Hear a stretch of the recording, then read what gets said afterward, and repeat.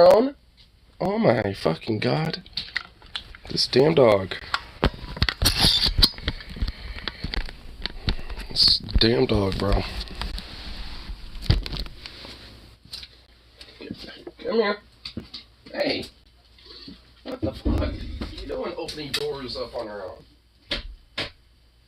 You're nuts. You're nuts. Freaking little weirdo.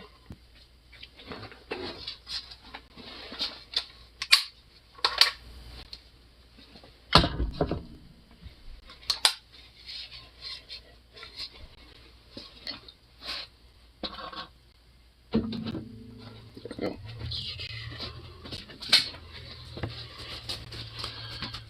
Yes. Look at you. That's your dog. And we get it. As I start dropping shit. That's always fun.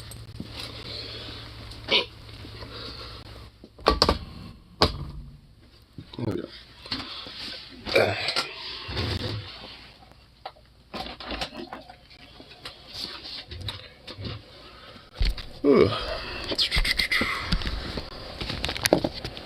That's that way.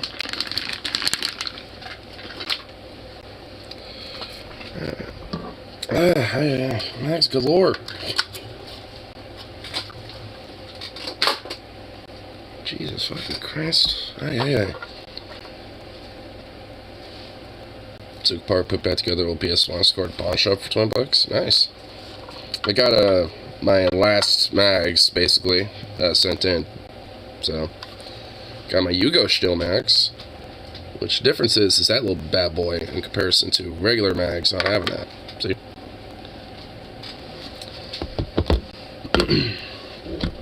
So just got those. And my last 40 rounder, which is our Russian steel one instead of Bulgarian steel, which my other 40 rounder is what I got. So actually, a cool thing about the Yugo mags, I'll actually show really quick. This is one of the, yeah, this is it. Okay. So when you have no more ammo, like you're down to the last bullet and you shoot that, with regular magazines, it just does that, right? Like it'll just pull the bolt back and pull it down forward. Here's the Yugo mag. Here's what it does.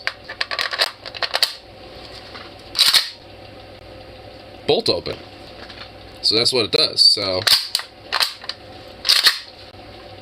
that's what that last little piece is right there on the edge.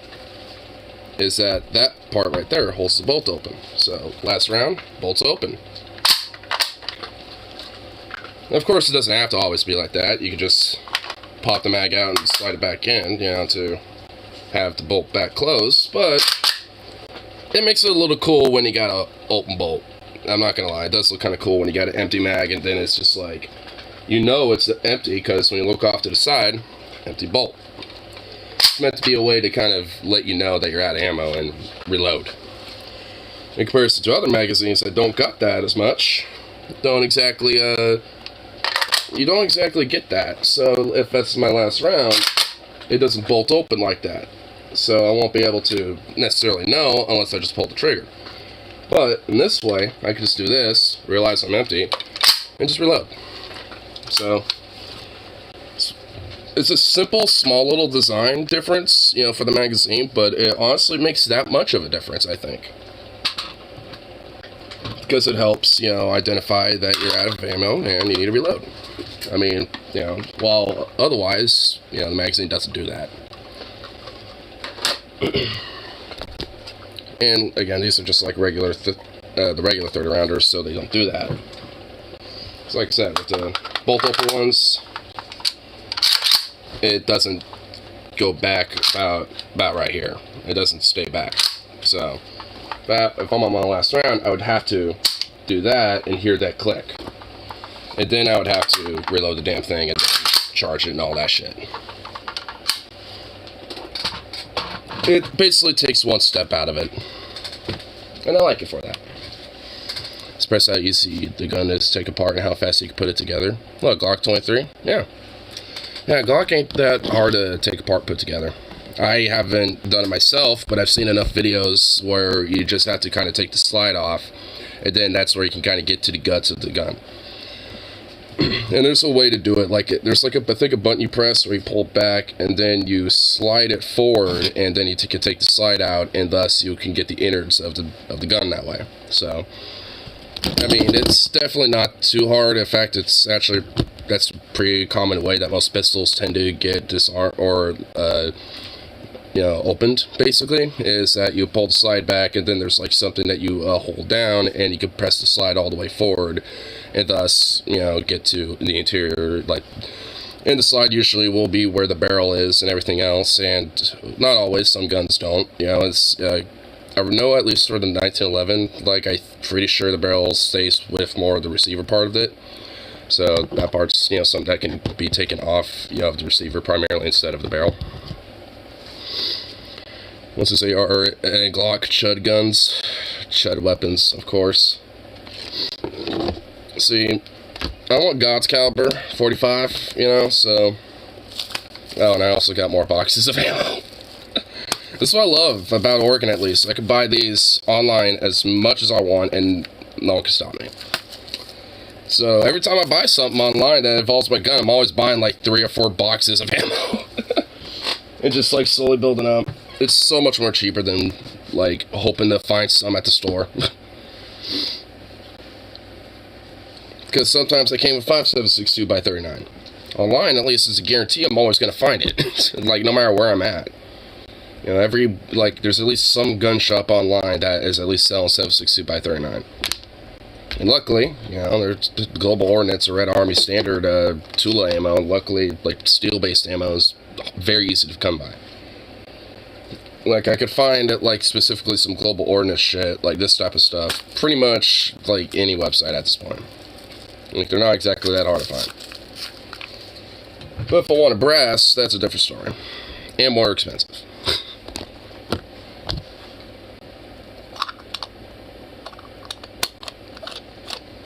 I really wanted to get some Privy Partisan ammo, honestly, because they have, like, their bullets, like, kind of more rounded off a little bit, and they have, like, a different bullet design overall. Like, the cartridge and everything is still the same, but they kind of have it look a little different as, design-wise, I guess. Either way, they look kind of cool, and I want to get some of those bullets. But I can't find any online. And the ones I do are legitimately very expensive, at, like, hundreds of bucks, because it's only in bulk. Like, 480 rounds of bulk, It's like, yeah, let me just throw, like, 400 bucks, your way, just to get, like, 500 something rounds. Like, normally I would, but you think I got that fucking money right now? I'm like, So, in the meantime, I'm just buying, like, 2 to 6, like, boxes of 20-round boxes at a time. Just slowly building it up. I mean, I know I at least got... Each box is 20. Yeah, at this point I probably got about like 400 something rounds now. They're weight in gold, so it's easy to turn over for thievery. We had a local pawn shop get busted for buying stolen tools today. So really?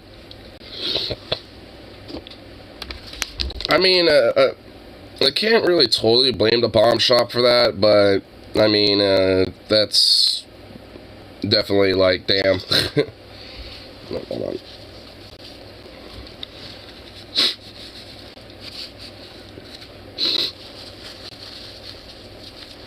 Okay, there we go.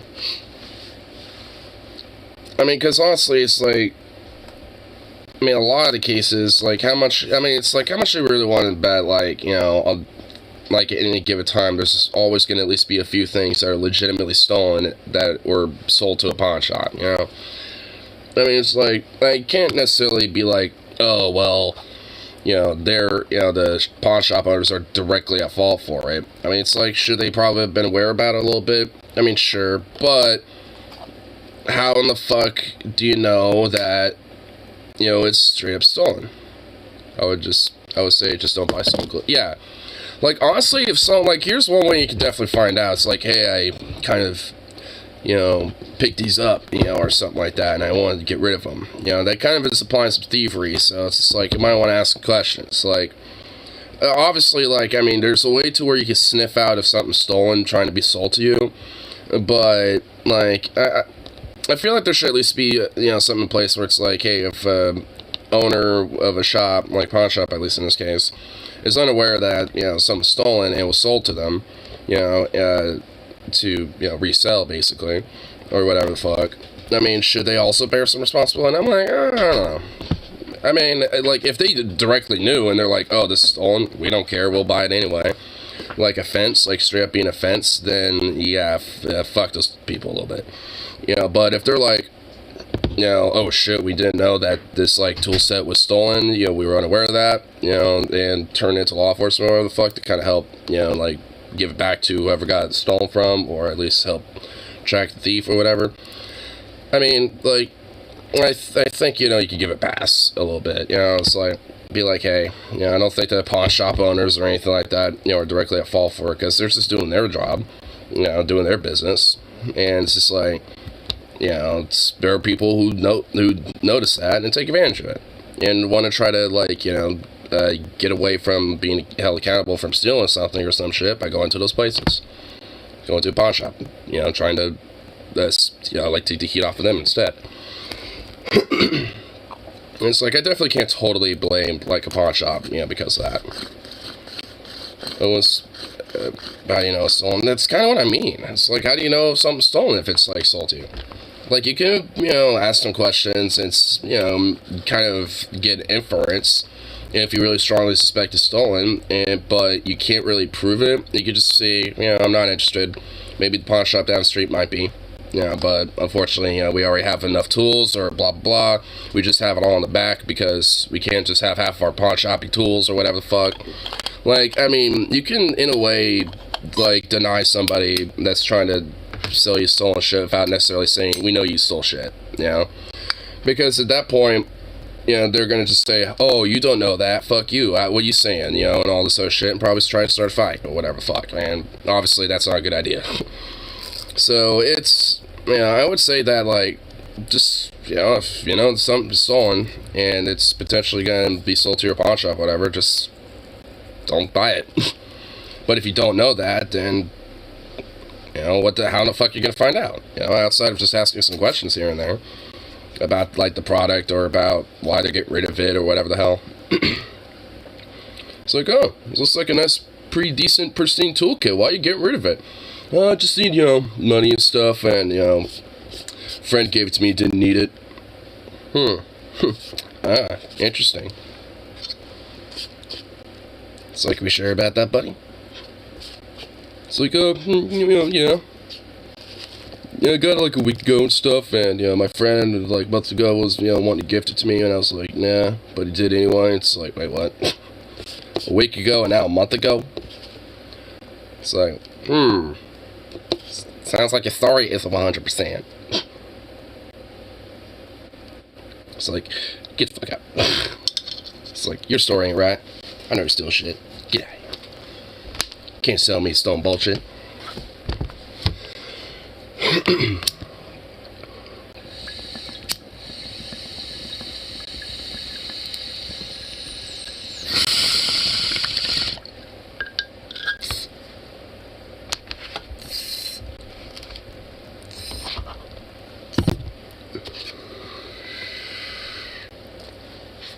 May have sold your grandmother's jewelry after she died, but that's not stealing. I mean, yeah, that isn't really stealing. Because that jewelry is passed down to the family, essentially. And on top of that, like, I mean, the worst that it is kind of being a dick. But I'm pretty sure I got ripped to 24K gold diamond ring, only for 150. But yeah, you got fucking ripped. That's a fuck. You got stolen from, on the other side of the counter. Jesus. I at least want to get, like, seriously a little something out of that, not 150.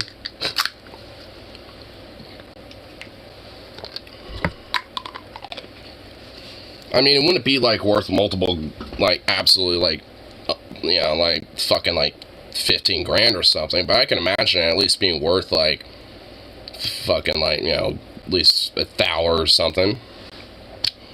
Even not that, even if it ain't that, it's just like, I mean, fuck, only 150? Shit, I'd be happy with, like, 650 or something.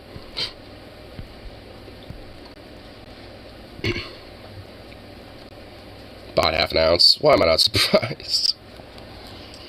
I am not surprised.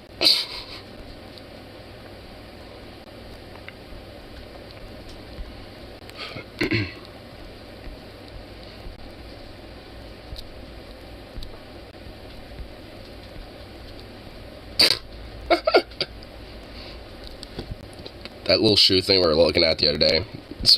Team Mama actually is... Yep, she's uploaded it today, but I love the title she has for it.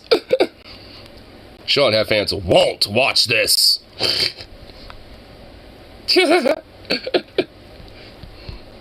love the clickbait title she's using for that. That's great. No need to go over that again. We already kind of watched it enough. Even though it's very sporadically broken apart in various different chunks.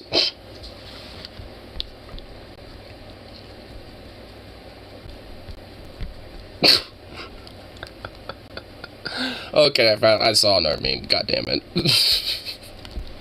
The only uni I support is the union between a man and his child, Brad. Matt Walsh, circa 2022. God damn it. Alright, that's a good one. That certainly deserves a like right there.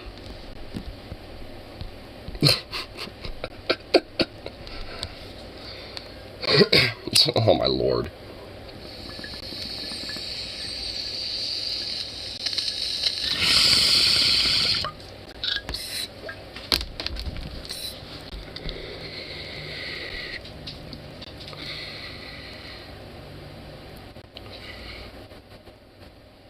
Slow 24K diamond necklace with a ruby in it for only 200, dude.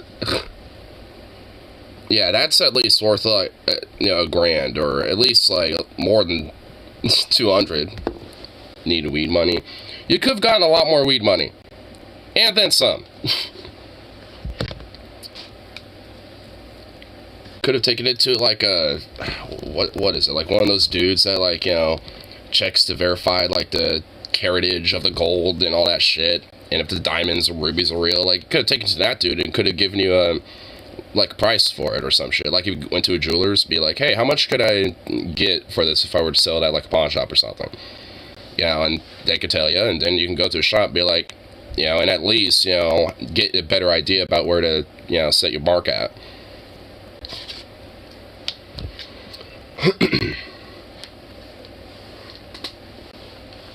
So, all in all, I mean, like, obviously, you live and learn, but, you know, like, I would make sure you go for a couple channels before selling, you know, some just 24K diamonds and shit, you know what I mean?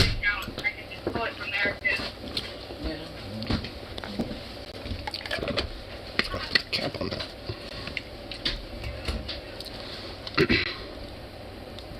BRB. What, you're realizing, oh, wait, you know, I might have some other stuff. Got the shizzes. Well, what, you can't take the phone with you?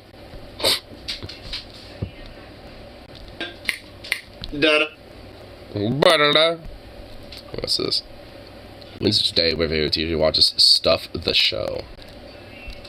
Stuff the Show. Wait, is that actually a name of a show?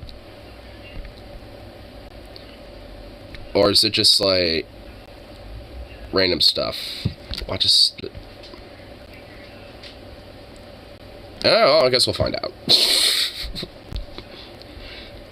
Is this like literally Stuff the Show, or is it just watching stuff and there's like a show called The Show or something? I don't know. Well, we'll find out, I guess.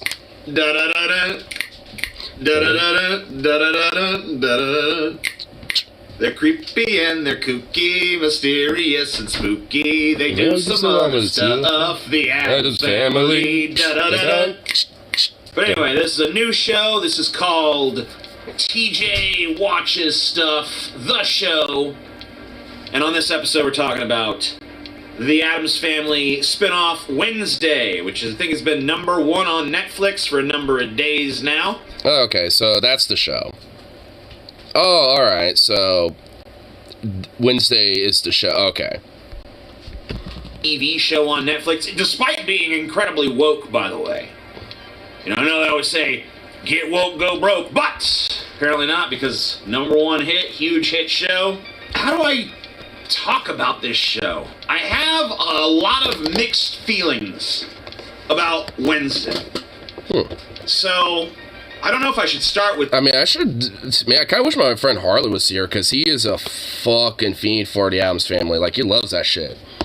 I kind of wish he was here, because I want to know what he would have to say about it, if he's seen it yet, which I don't think he has. Bad with the ugly. I'll be the ugly. I'll just tell you about the good and the bad. This doesn't really feel all that familiar to the Addams Family.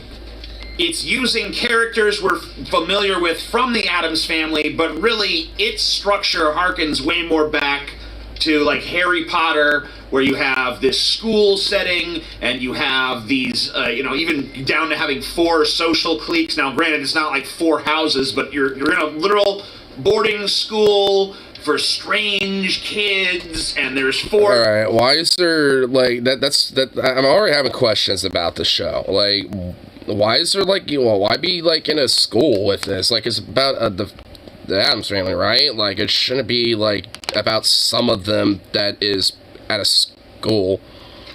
I guess it could work. Evidently, it must be it's a hit, I guess, to an extent. Frankly, I haven't heard of this show yet until watching this, so... I'm at least it'll probably get me intrigued to either watch it or not. Kids, and, it's very fucking Harry Potter, okay? Like, it's really baked into the DNA of this thing, way more than the Addams Family actually is. I wonder if that's actually probably just because, like, Harry Potter is now kind of like a staple when it comes to a lot of different variations of fantasy at this point, to a degree. And, because there's so much of the franchise, when it comes to Harry Potter and that, like, type of lore world, that, there's probably just going to be a sense of where there's strong emulation that comes from that, that will eventually, like, be from other shows because of the influence they take from it. Which I think, we might start honestly seeing that at this point, where it's like different shows are going to start emulating different things that are kind of like Harry Potter-like, in a sense. For what these characters are like is the 90s films. I want to make that clear.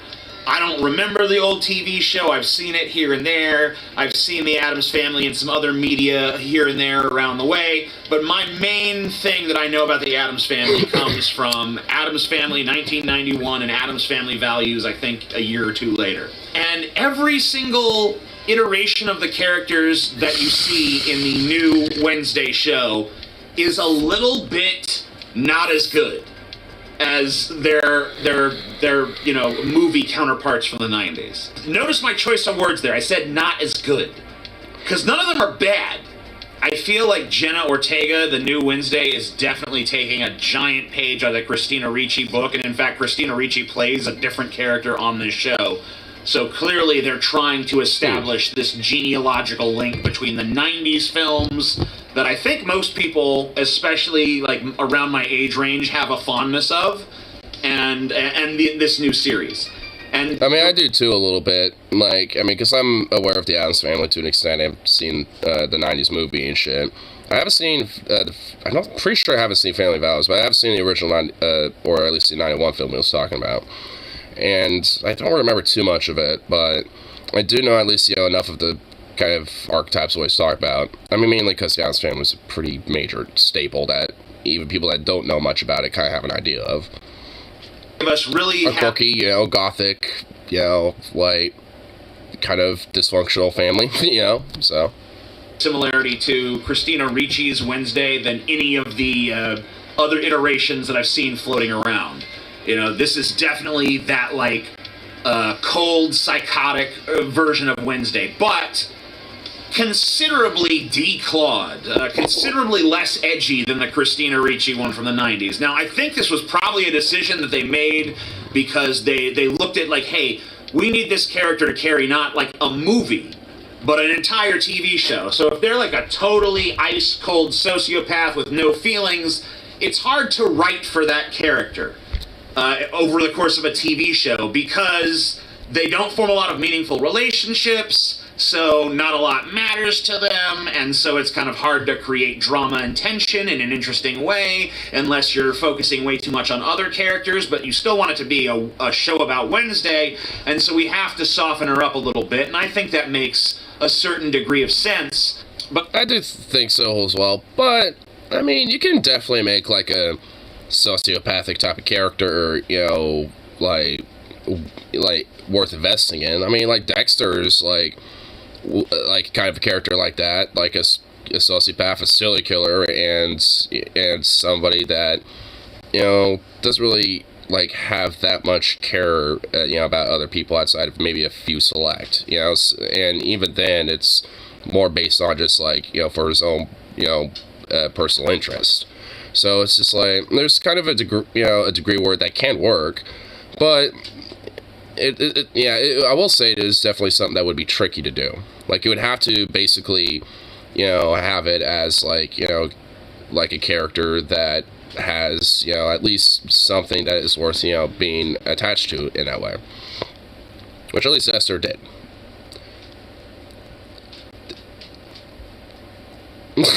Stubborn, like, Jesus. That's a creative way of describing the battle that was going on in there.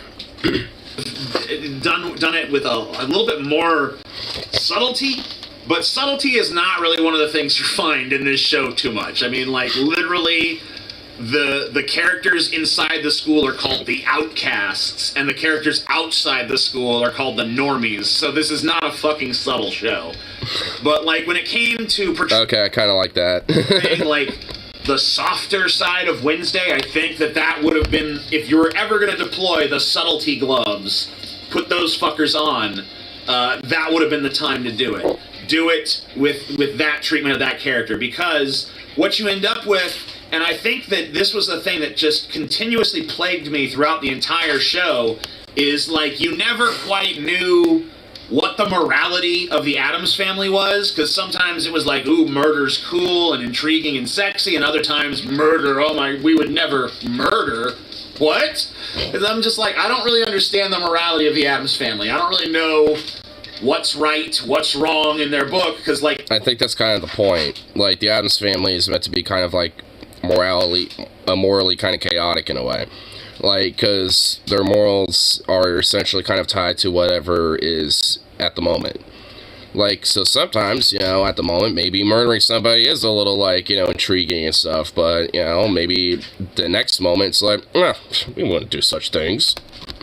It's like they want to morally do chaotic. The total opposite of what the norm is, but then other things like, no, we agree with society now. And it's like very confusing and sometimes not internally consistent what the morality is, how these characters feel about, you know, things like murder. It's pretty evident at some point, you know, in the series, like, hey, murder is still bad to the Addams family, but then at other times it's like, I'm not really sure why, because all these other inferences would lead me to believe they wouldn't really have as much of a problem with that as they seem to. Maybe it's just a matter of, like, legality for them. Not really sure, but there's, like, an internal inconsistency there. So I think because Jenna Ortega is forced to play this softer version of Wednesday, I think that kind of hurts the performance, because Christina Ricci was able to just be like an ice-cold little bitch. That was very fucking entertaining, and this is less so entertaining, but I get that maybe it's more necessary to sustain this sort of, like, drama, you know, fantasy sort of vibe they're going for. I mean, considering that it's kind of tied into a school, maybe it's just a way to be like, hey, she can't necessarily be as much of a cold-hard bitch like she used to, because now she has to deal with other people. She has to be in a far more social environment where she has to, you know, either, like, you know, be an outcast within outcasts, essentially, or at least blend in with them. So, I mean, I guess one could probably make an argument. Again, I haven't seen the show. I haven't even heard of it up until TJ's talking about it in this video. But I can at least, see an idea of, like, maybe she is still kind of that, like, wholehearted bitch a little bit. And they're obviously making kind of an inference, to the older films with that a little bit. So maybe it's just a way of, like, hey, it's kind of a, character development for the, character Wednesday to essentially be like, I can't totally be a cold-hearted bitch, to everybody, because now, there's people who obviously are my family members, there's, like, different people, I need to act a little differently, I have to kind of, be a different person a little bit, and with that, eventually, kind of changes her broader character throughout the show. Like, that would be my guess, if anything. Like, it's not really, like, an explicit thing that is, like, shown, I imagine. It's probably more of, like, implicit, where you just kind of infer it a little. But I imagine that's probably kind of the idea they're going with a little bit. I wouldn't necessarily say it's just, like, out of character for Wednesday. I just say maybe it's just, like, a way to, change the development of who she is a little bit, in accordance to, like, how she has been. But I don't know. I mean, I'm just taking a little stab in the dark with it. Luis Guzman as Gomez Adams. And I kind of thought, when I saw this dude in the trailers, and I definitely recognized him from other stuff, but I could not for the life of me, I'm going to bet your life on it, I could not for the life of me figure out where this guy was from, where I've seen him before. I haven't bothered to look it up. But I was really concerned about him, and I was concerned for a very mean, superficial reason. I was like, I think he's just a little bit. I think of Raul Julia as Gomez Adams, and there's like a certain degree of sexiness, I think, to his performance. Maybe Raul Julia, not the most conventionally attractive looking guy in the world, but the way he played that character, there was a sexiness to Gomez, and there's just not a sexiness to Luis Guzman's performance or his appearance or whatever, at least not in my book. So I was kind of disappointed that he wasn't someone who I felt that same sort of like suave attraction to, I guess, as a... I don't know, I saw the little clip that he showed of him earlier, and... Come on, dog, really? I mean, he kind of had like a little bit of kind of like this, like, business suave look up to him. But it definitely wasn't the same as, what he's talking about, though, so... Hey! Shut up! God. So, I mean...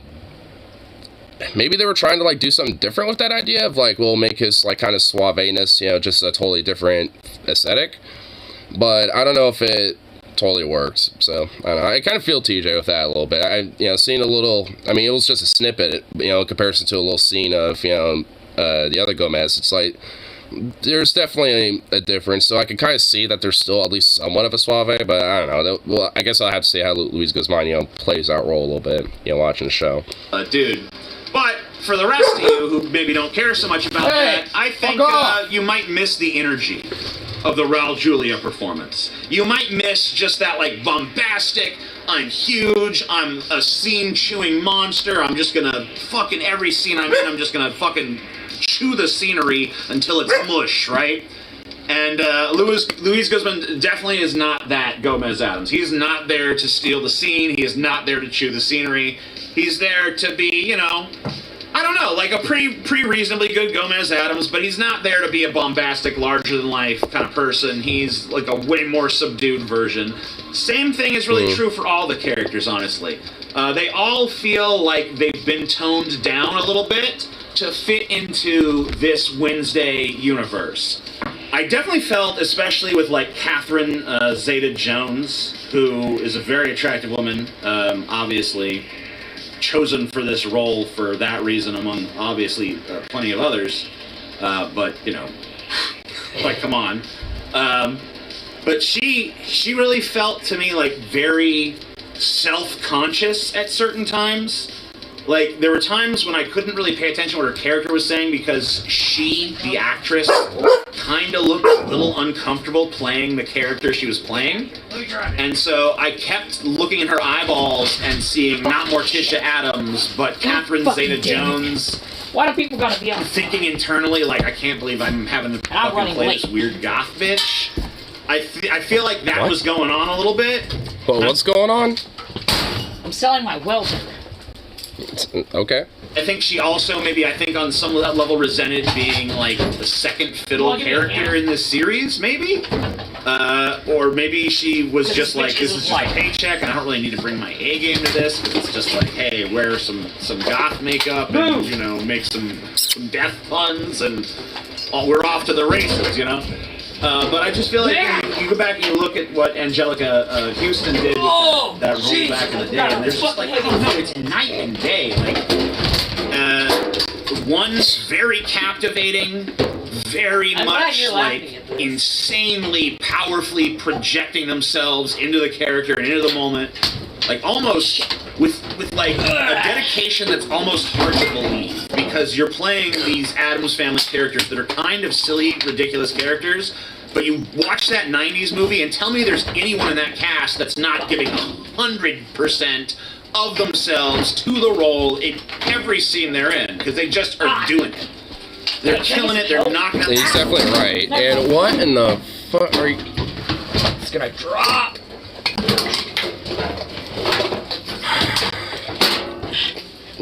I was trying to beat the guy here, but he beat me. So that's why I thought. That's why he was barking up a storm earlier, because there's just been a. Huh?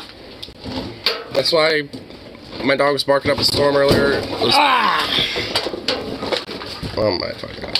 It's gorgeous. Fucking this thing is heavier than fucking kickballs.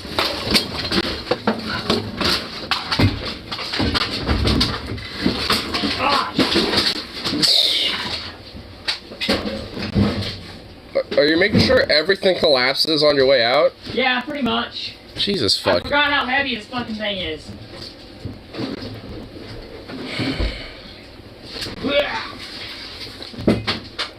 About to drop these. If you keep up the rag, dude, that's what I'm dude, I'm about to drop some fucking, like... Inside, duggos. Like, what in the... Oh my god, aye.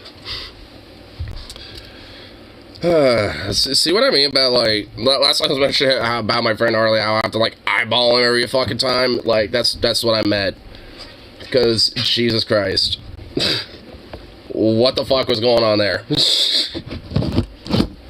Something about some welder. A dude apparently has been sitting out in my front yard just chilling or something, I guess, waiting for him. Like...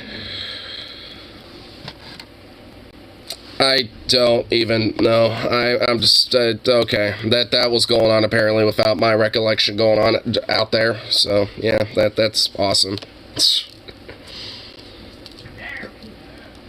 Anyway, there, I should go back just a little bit. Just gotta hear what teacher was saying again. Night and day, like no. One very captivating, very much like insanely powerfully projecting themselves into the character and into the moment, like almost with like a dedication that's almost hard to believe, because you're playing these Addams Family characters that are kind of silly, ridiculous characters, but you watch that 90s movie and tell me there's anyone in that cast that's not giving 100% of themselves to the role in every scene they're in, because they just are doing it.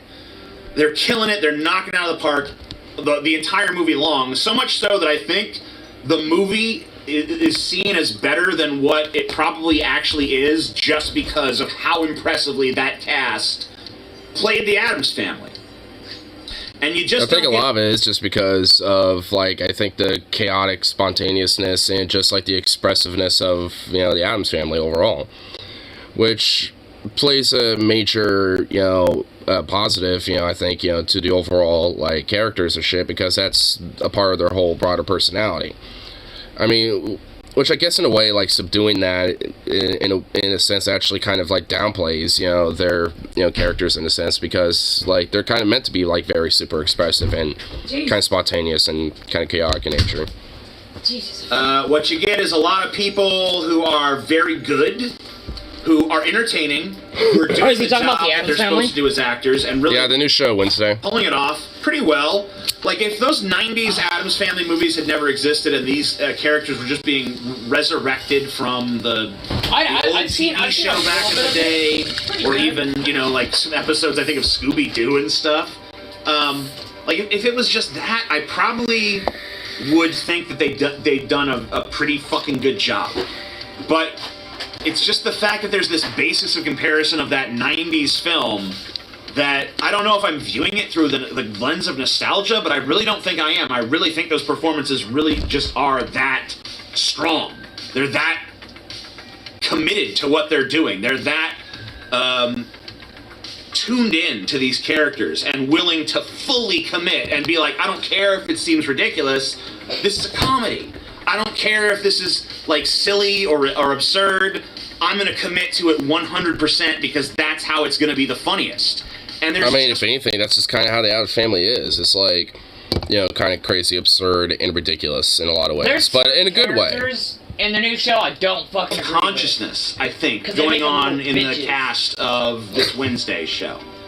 And I think that part of it has to do with the writing is not... It's not very strong writing at giving these characters identity. Like I said, it's like they softened it, but they weren't really sure how to soften it and preserve the Addams Family attitude. So there's kind of this...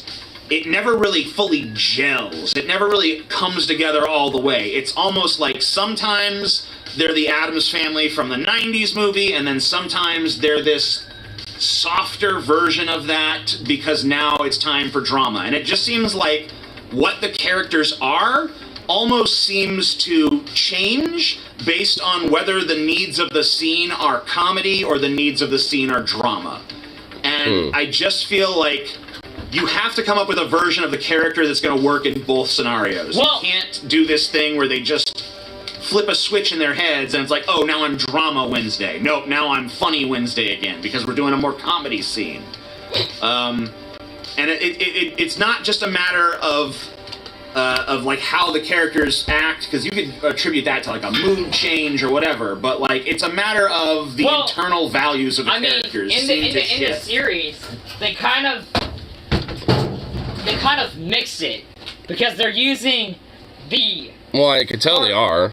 They're using the cartoon as a basis, and then they're kind of mashing everything in together, like the 90s movies, the original series, and what they were based on, cartoon. Yeah. Which can work, but if it's like pretty much kind of like a total 180 flip where there is not exactly a total balance, when it comes to like the mood changes and stuff, I'd say Wednesday's pretty solid. The only two characters I really don't fucking like is how they portray Morticia and Buxley? Yeah. Because Pugsley's not a little bitch in any of the series. He's a demented little child that likes to play with dynamite. Moment and the needs of the scene, so it undermines their consistency, and I think that filters into the actors' heads where they're not really sure how they can fully commit to a performance. I overall liking it, but probably not like as much as he probably would in a sense. When it doesn't seem like the writer's fully committed to what this character is. So I think confusion from the writing team kind of seeped into the performances of the actors a little bit, and it kind of makes things a little bit jarring. Another big problem with the writing of the show, at least as far as I'm concerned, is that I saw every single thing that was going to happen in the season finale in episode 8. I saw all of it when I was watching episode 1, and it's not because I'm clairvoyant, it's because it was that frickin' telegraphed. There are so many things that you just instantly see that they're setting them up. I mean, like, if you watch media on the level I do anyway, or even close to it, you've seen how Hollywood sets certain things up. And with things like foreshadowing and stuff, yep. The way they're showing me this character, they're trying to make me feel this way about them, so it's obvious that they're going to end up doing this thing in the final act. And it's just all of the character arcs are so freaking telegraphed. You know who the monster's gonna be. You know who the monster's accomplice is gonna be. You know who the oh, that girl is going to have this thing happen in the final act because they're already setting it up now. And Wednesday is going to do this in the final act because they're already setting that up now. There's so many things that it's just very blatant that they're setting them up just so they can knock them down later. And they revisit them over and over again. And there are certain characters that just do not work in this show. Certain original characters that just do not work. I guess as for what even my friend was mentioning a little bit. For instance, the guy who plays the sheriff, that sheriff, I don't even want to blame the actor. I'm not going after the actor. There's a sheriff in this. I'm going after this sheriff as a character. The sheriff had no character whatsoever. He just seemed to be a guy who's like, okay, here's your role. Mope about your dead wife and cock block everything Wednesday's trying to do for no reason. And there's no real logic or motive, and then you're holding a grudge, but then you instantly drop it when the plot calls for it. And you're just like a guy that would just didn't seem like a character so much as just a pawn being moved where he was needed. And it just seemed like really lazy kind of writing on the part of the writers. I think a lot of the problems on this show honestly boil down to the shitty writing. And I didn't really realize that until I was sitting here talking to you guys. But I don't really think the problem is the actors. I don't even really think the problem is the concept. I think the problem really just boils down to the writers on this show are kind of confused about what they're supposed to be doing, and they seem kind of lazy. But hey, they got a hit show, so what the hell do I know? Okay, so as much as I'm bitching about this show, I want to make it clear. I sat down and watched 8 episodes of this fucking I mean, he still likes it. I sat down and watched 4 one night and 4 the next night. I wouldn't have done that if I didn't like it on some goddamn level. But here's the thing. If you'd have told me the premise of the show, we're going to make Wednesday a girl detective, Wednesday Addams, a girl detective at a Hogwarts-style school for horror outcasts.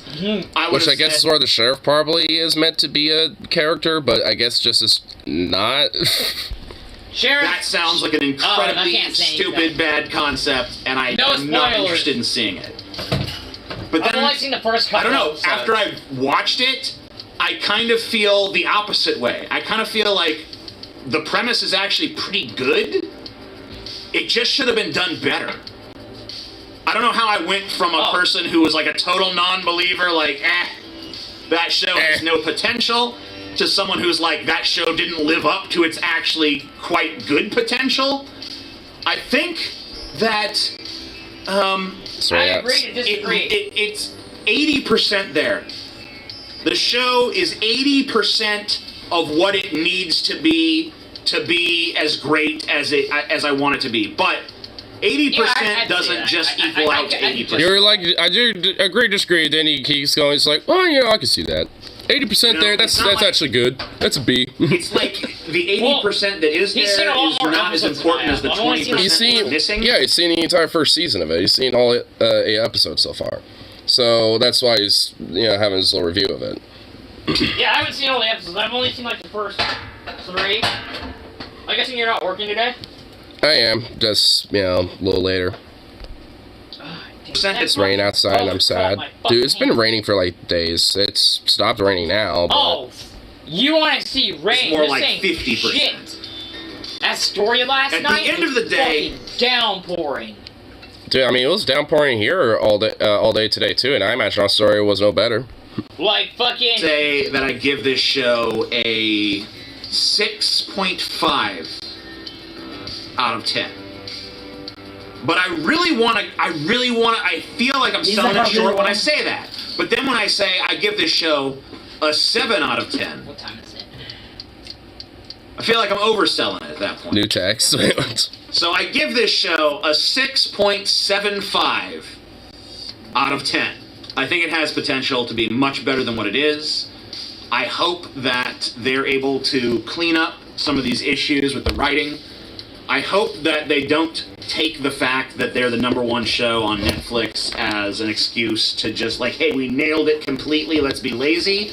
Because I don't think that's true. I think that there is room for improvement, but I do think it's a pretty promising concept, and I do think that there is something there. and I will watch another season if they put one out. But I think that if they put one out that's not fix these issues, I'm not sure if I'd watch a third. That's where I'm at with it right now. Let me know what you think in the comments down below. Well, I mean, I'm definitely intrigued to at least watch it myself, too, at this point. We just had 4 inches of rain yesterday. I mean, I don't know if we had like 4 inches yesterday, but we had a shitload of rain yesterday.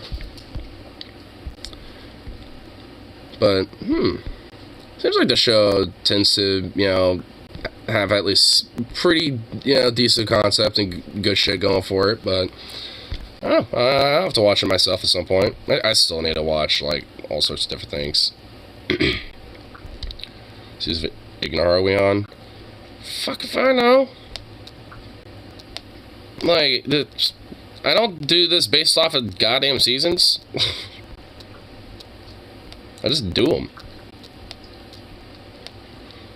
Ignor's reality show.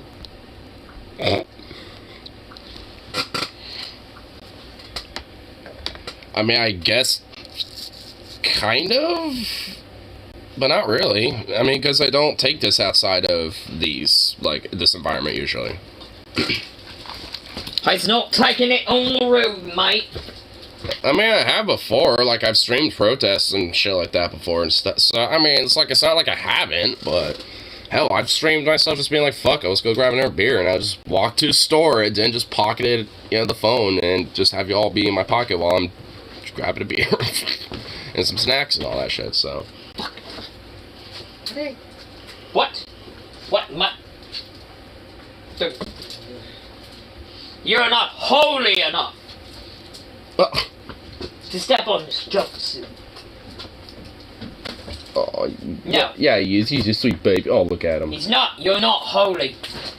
You're not holy enough to touch this. What do with that goddamn tape measure?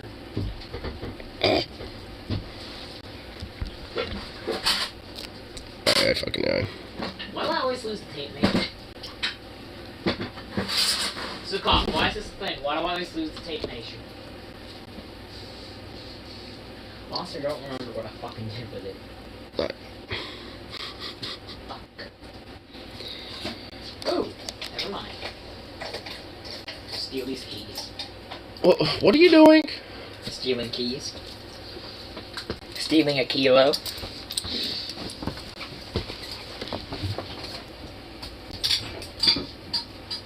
I could say something, but I'd rather not. Because then I'd have to burn my eyes out. I rinse my mouth out with bleach. If you're approached by a porn director and he offered you $30 an hour job banging dudes, would you? I mean, is there like a 100% like certainty that like the other dudes were like clean and all that shit? Like that would be kind of the big caveat. Like, I don't want to like have some weird sleazy fuck and have like some dude that's got like a gonosyphilis or some shit. 11 and a half. That's what this offender is. Like, I mean, that would be kind of the caveat, I suppose. What, is somebody asking you to do porn? No. It's all legit. Then, sure. It's kind of asked like somebody's asking you to do porn. It's a hypothetical. It's like if. Like, you know hypotheticals. How much am I getting paid? 30 an hour. 30 an hour to strip naked and fuck girls or men? Hell yeah. Well, he says specifically just dudes. Oh, just dudes?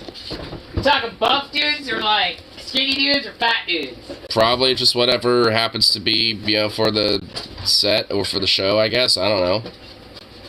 I mean, one day you might be having a twink, and next day you might have like some big buff, like strongman fucking eviscerate you. I don't know.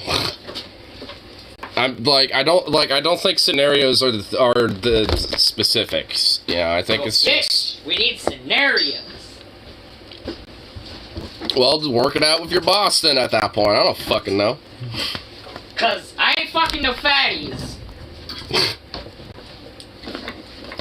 I ain't getting down with no goddamn bears, but you give me a nice wrinkly bicep man. I mean, like, Rippling bicep man. I mean, for $30 an hour, are you really gonna complain? Yes, I have standards. He knows his worth. You know, I'll give him that. I have standards, bitch. You've taught him well. Taught him to stand up for his rights. That's right. Got it. I need to get you out of the garage. Not today, though, because I don't feel like it. I've already had a welder cut up my fucking hands. Alright, I gotta get out of here. Oh, you're not gonna watch over Zuko, Flop God. No, I gotta go pay my phone bill before they shut off my phone. Oh, well, that's important. I need to do that myself. But I still have like a week, but I always get like a week notification like, did you remember to pay? It's like, it's a week in advance, like, I know. Oh, there might be a package being dropped off. Not this month, but sometime in January? February. Oh, okay. Because I'm gonna buy since the dude in that story inflates, I'm just gonna buy one on eBay. Alright. Oh, speaking of packages. Oh my god, did you get more fucking clips? Magazines, but these are Clip, magazines, whatever. Same fucking dick. No, they're not. Clips are what are like the weird ass like video game trope bullshit. Like magazines are what these are actually called. What the fuck ever? But these are Yugos. Yugo magazines. Wanna know the cool little difference with them? Oh lord. He didn't tell me anyway, even though I don't give a fuck. What? Well, too bad. So with regular mags, they don't have like this little bolt open mech. So when you have the last round, the magazine holds the bolt open and pulls it out because it has this little notch on the back of it. What? Yeah, I wasn't expecting that dude to be early. No one is ever early when they do a deal. So that's why my dog was barking up a storm earlier, was because there was a dude just chilling out there. I was just like, yeah, I think he knocked on your door. And then I came around the corner. Oh my god. That's the only thing that's got any interest. No one's even tempted to ask me about that frame that's sitting on your side of your house. Yes, yep. And what's with that little, like, cart thing that's by, like, that, whatchamacallit, the fucking... I don't fucking know. I thought that was yours, and... No. So whose is that? I don't know, some fucking homeless dude? I don't fucking know. It's not mine. Dude, I'm still trying to figure that out. I don't know, it ain't mine. Why the fuck would I have something like that? I don't know, well, if you want, it's yours. I don't want it. Deal with it yourself. Well, thanks. Thanks for being a bro and being like, hey, I can make use out of this or something, but okay, fuck you too. Nah, fuck you, bro. Go eat a big donkey dick. I mean, I'll eat a big dick, but not that. No. Oh, Better wait, yet. no, wait, what? Better yet. What, now what? Okay, better yet. Suck the soggy end of my fuck stick, motherfucker. You have that written down? Yeah, my one of the guys at my work are giving me tips on how to fucking Suck the soggy end of my fuck stick? yeah, suck the soggy end of my fuck stick. That's actually just more funny than anything. It's supposed to be funny. It's supposed to catch whoever the fuck you're saying that to off guard. So it caught me off guard for a minute.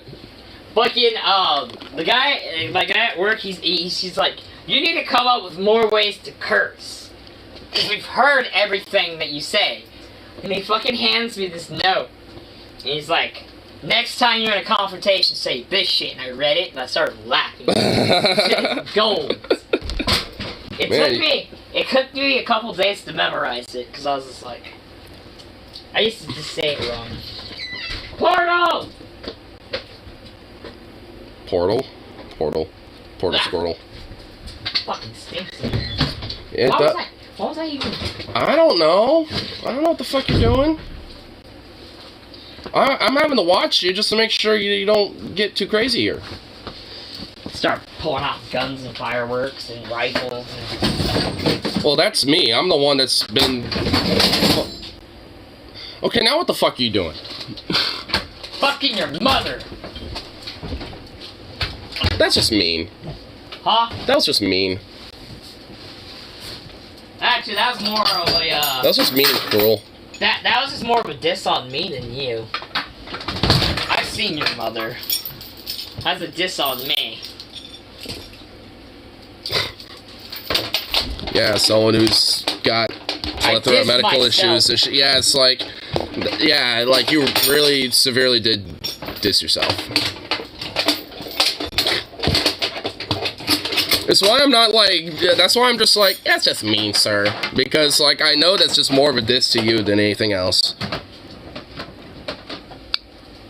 Someone's like, yeah, like medically stricken, fucking having to do physical rehab stuff, needing hip replacement surgery. It's like, yeah. You name it, she got it. What? Look, that's not how it works. She's not like that, like, fucking, like, got that many medical issues. A lot of it's just more about just, like, pain issues and just issues with walking and stuff. Hence the whole hip replacement thing she needs to do. Mom lost some weight. Well, that's also the bullshit, because, like, her weight is above the, like, requirement for what she needs for her surgery or whatever the fuck. Oh, God, yes. And the bullshit, though, is that she can't exactly move around a lot because she needs the hip replacement surgery. And, you know, so it makes it a lot more harder for her to, you know, lose weight when she can't, you know, be as active because she can't move around as much. So she's basically, you know, like, you know, for a long time been trying to, like, you know, qualify for this shit. And it's basically been, like, having, like, a roller coaster of, like, you know, slowly but surely, you know, get to that, you know, requirement, limit and stuff. It's just fucking bullshit. Because, you know, it's like, yeah, maybe there might need to be, like, some requirement limit, but sometimes it's like, I don't know, you know, certain things, you know, could probably be more of a necessity outside of just like, oh, well, this might be a little too dangerous or something. No. Or the qualifications because of insurance and this and that. So it's shitty American healthcare system, basically. It's $50 an hour, no medical benefit. If I don't get any medical benefits, it's not legit. I don't care how much is being paid now.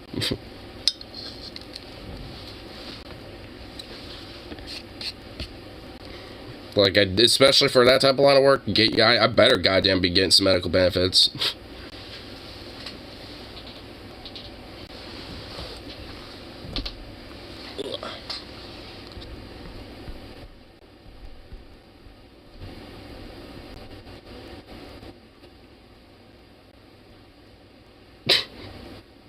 What, you little goober?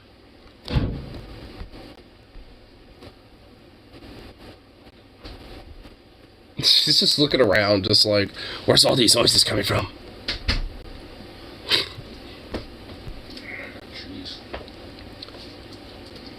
You could probably pay for private insurance, which would probably deny my coverage anyway, and I would have to pay out of pocket regardless. So, What?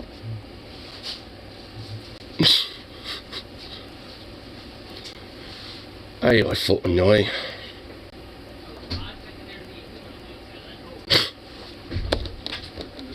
Or is that the capitalist in me speaking? That's the capitalist in you speaking. And I am too much aware of the reality. So I counter your capitalist speak with reality. You can't have kiwi, dipshit. I mean, I don't know. I haven't looked up if kiwis are bad for dogs. Yeah, let me look that up. This one isn't ready anyway. Well, yeah, they don't ripen until you pull them from the vine. That's not all the way true. Some of those are ripe and some of them aren't. Well, I mean, from what, like, when I was looking it up, like, kiwis predominantly don't ripen. I mean, I guess it can, but predominantly they don't usually ripen on the vine. My boy. My boy. I'm dying. My drug-infused comas are coming back. And hey, kiwis are actually okay for dogs. Available all year round and loaded with more vitamin C than an orange and more potassium than a banana. Kiwi is a sweet fruit that tastes good and provides abundance of nutritious benefits, but can a dog eat kiwi? If you're snacking on a kiwi, it's perfectly fine to share with your dog. Spoiled ass buttons. Oh, I need to get this out of the garage. I need to start buying more parts for this fucking thing. Well, look at you, such a sweet baby. I know tools and bikes. We need to get out of here. I have an idea. First scene where a character gets injured, and I take out the phone. They're like, "Hey Google, how much do ambulance rides typically cost?" $1,277. God damn it! Better get the bullet out myself. Yeah, I just have like an emergency med kit. Yeah, to just start like with like an emergency like bullet trauma kit. Aye.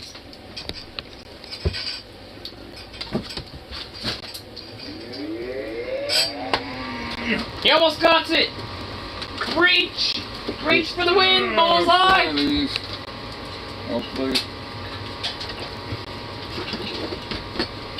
Would you work the casting couch? I don't want to be in any of that industry. I don't care. No. That's Scarlet. If you work, would you work a casting couch? What? Venom's still on his weird fucking like hypothetical shit. I don't know what he's talking about. From earlier, like if the whole like. I see. This is why I don't see. Like I have to go to work anyway. To see like you're just popping up something that we like moved on from like 10 minutes ago. Are you telling? Is he asking if I'd work for a certain porn industry?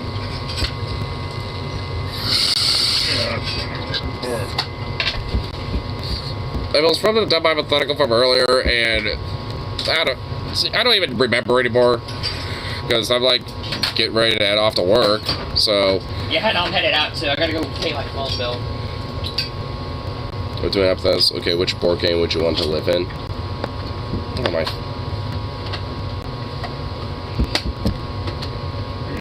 I don't know, like fucking the backgammon. How about that? I live as a piece in backgammon. Okay. I'm having to sleep right now. You need a ride? Yeah, if you want to wait a little bit. Not too long. Brake light! Brake light engaged.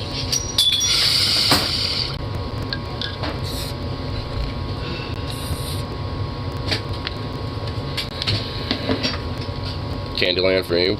Jumanji. Oh, fuck no. See, y'all aren't, real OGs. You wouldn't be, like, in a fucking game like backgammon. Like a board game like that.